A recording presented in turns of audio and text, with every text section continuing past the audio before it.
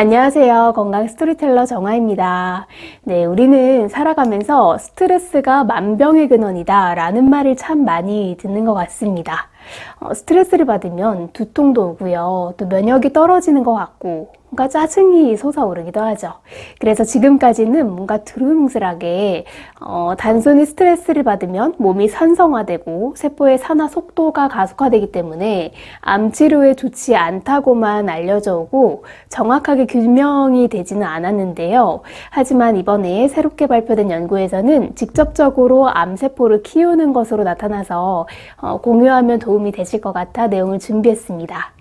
네, 이번 연구 발표는 미국 학술지 캔서셀에 기재가 되었고요.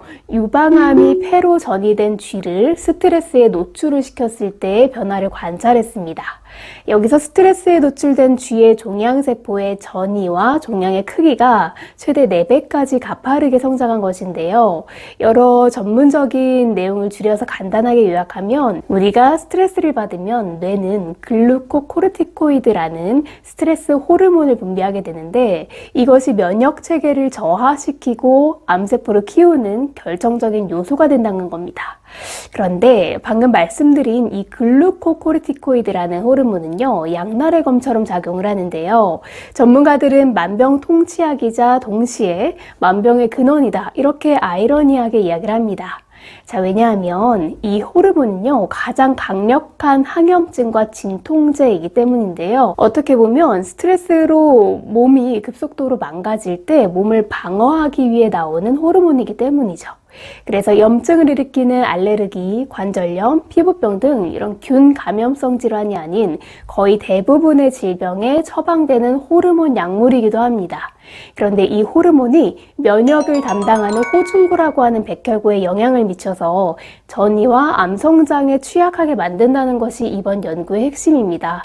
추가로 연구팀은 암이 없는 쥐에서도 만성 스트레스를 받게 되면 폐조직의 변형을 일으킨다는 점을 발견했다고 하면서 이런 증상은 폐조직이 암에 전이될 준비를 미리 하는 것을 의미한다는 무서운 연구 결과를 같이 발표했습니다.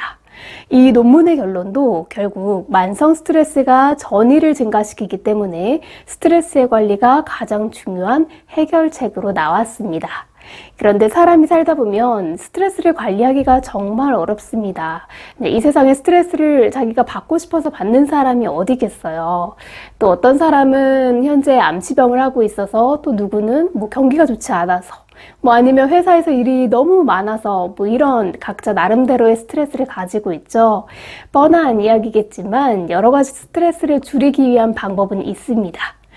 신체 활동, 그리고 규칙적인 수면, 호흡과 명상, 또 가족과의 긍정적인 대화들, 또 스트레스로 여유로움을 가지는 이런 마인드를 좀 끊임없이 연습하는 것들입니다. 개인적으로 스트레스를 줄이는 방법은 유튜브나 또 운전할 때 인터넷 라디오를 통해서 이 법륜스님의 증문즉설 프로그램을 시청하는 건데요.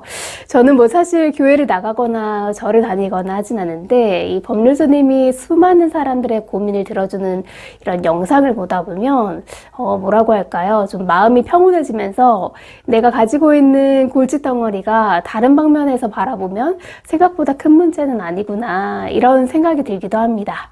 그래서 이런 스스로 명상이나 생각을 하면서 머릿속을 좀 정리해보는 취미도 참 의미 있는 작업이구나 싶었습니다.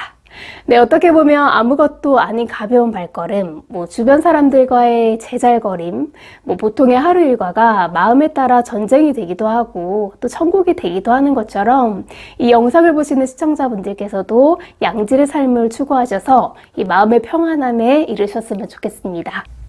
네, 오늘 준비한 내용은 여기까지고요. 오늘도 시청해 주셔서 감사합니다. 항상 건강하세요.